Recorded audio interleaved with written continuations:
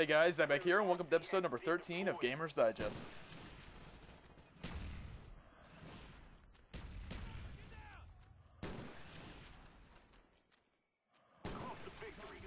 First thing in the news is that Blizzard announced their new 4.3 patch. This patch is really similar to the ICC patch where they introduced 3 new 5-man instances.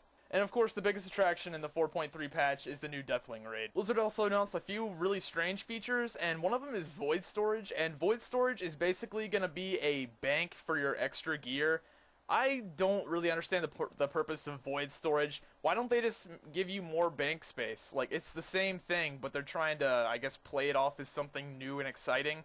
I mean, they could just do the same thing, and apparently it's going to cost 1,000 gold to use Void Storage. Why don't they just make a bank slot that's 1,000 gold that you can put your gear in or anything else you want to in there?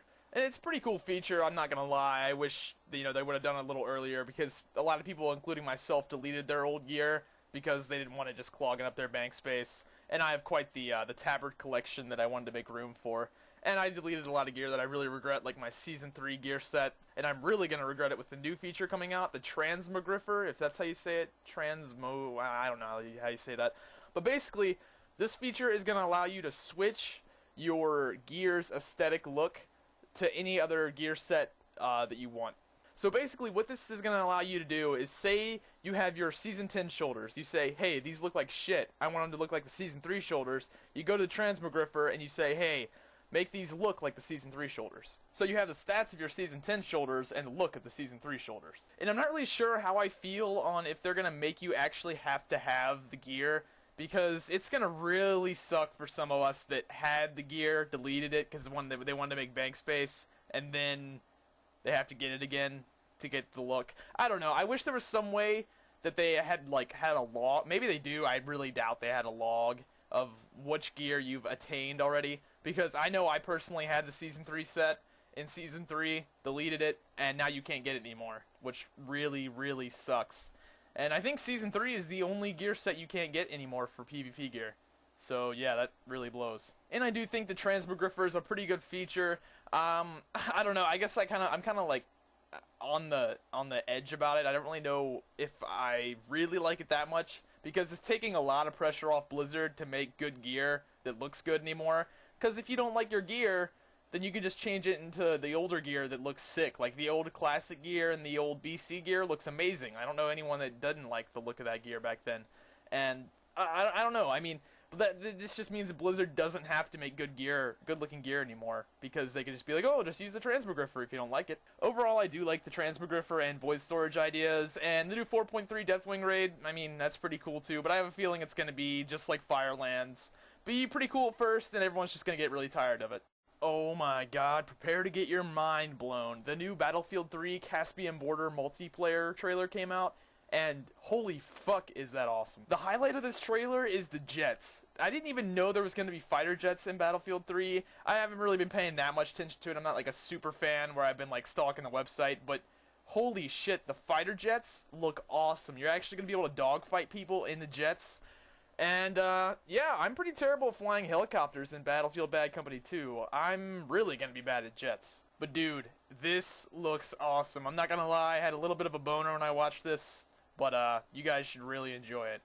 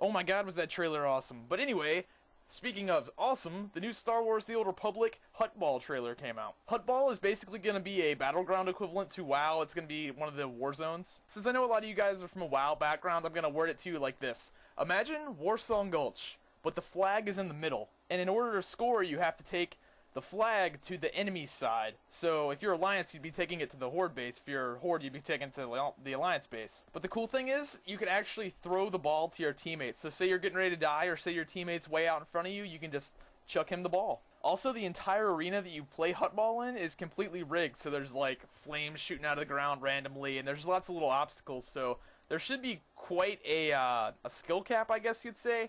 It should be pretty interesting when people get really good at it and start actually using those obstacles to their advantage. Anyway, hope you guys enjoy the trailer. I know it's a little bit cheesy. I don't know why they make all their trailers so cheesy, but it should be damn fun to play. I really like the mechanics of it. Hope you guys enjoy.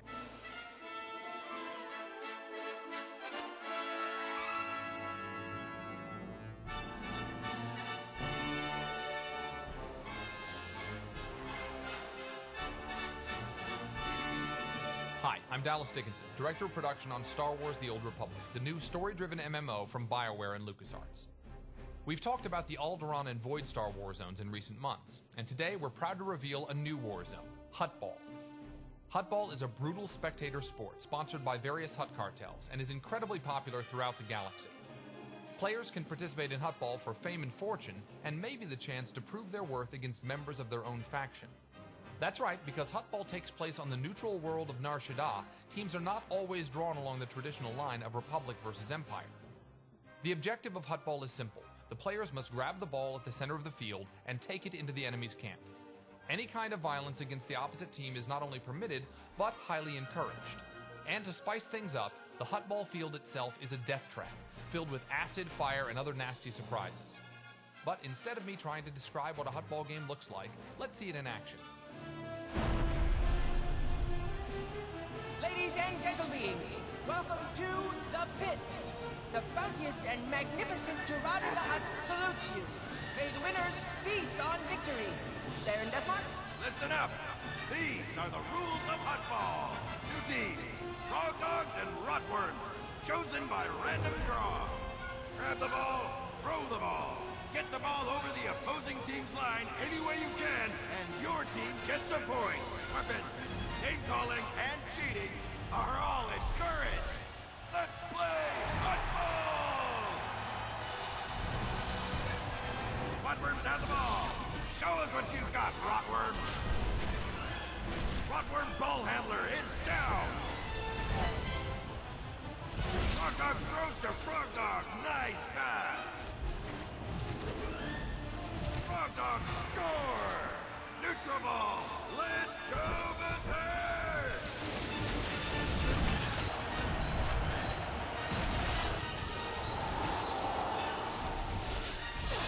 Perhaps the worst throw in Frog Dog team history. Really, really terrible. Ouch! That was one dumb Frog Dog.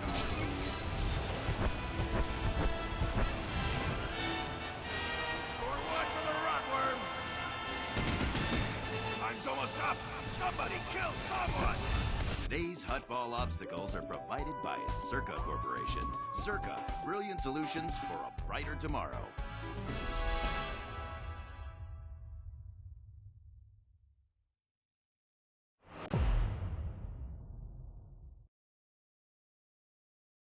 And that's it for this episode of Gamers Digest. This week I'm going to be doing the same thing I did last week, where I'm going to be giving away any game that you want on Steam. So say you want Call of Duty Black Ops, then you can get Call of Duty Black Ops. Or say you want Super Meat Boy, you can get Super Meat Boy. And I think I am going to be doing this prize option a lot more, because it's a lot cheaper than buying a mouse and then shipping it, because there's no shipping cost with this, and a lot of you guys want like $15 games. Not too many people really wanted those $60 games. I really don't know how long I'm going to be doing this. I might stop doing this around the Battlefield 3, Modern Warfare 3 era, because everyone's going to be wanting those games. It might get a little bit more expensive than it is now. But for now, I'm going to be doing this, and pretty much any game that you want, you can find it on Steam. And even if you're not a hardcore PC gamer, you can find a fun Flash game or a fun game like Super Meat Boy that doesn't require that much of a PC to play. All you have to do to have a chance to win is be sure to thumbs up, favorite, and comment on this video, and also be sure to have me in your other channels module on your channel. I'll be sending a private message to the winner right before the next Gamers Digest comes out, so be sure to check your PM box. And that'll sum up this episode of Gamers Digest. Hope you guys enjoyed.